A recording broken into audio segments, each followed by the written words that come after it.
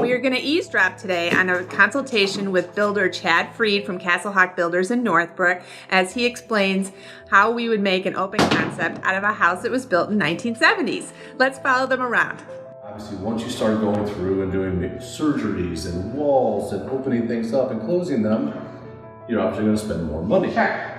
If we're going to take a laundry room and make it a hallway versus take a kitchen and just slide the kitchen sink over, it's obviously a huge difference in cost. The joists are in this direction here, so we have and the steel beam under going right there. over that wall.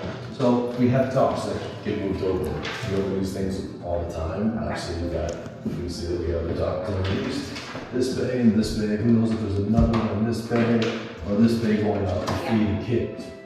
Here, I'm guessing, and maybe there's even another column or something down there. I can see in the basement when we go down there. In the worst case, you could open it up with a header, kind of like that is over there, and make it a much bigger opening. I think we step down. Listen in how Chad explains how he works within your budget. The plumbing right over here is meet with my designer. You can go to ABT and meet with my girl there. You can go to the tile shop. And good places just to start. I can always send you someplace more expensive or cheaper based on what you want. Apt is going to be apt. Good pricing and great service. Would you like help with your next project? Contact me today.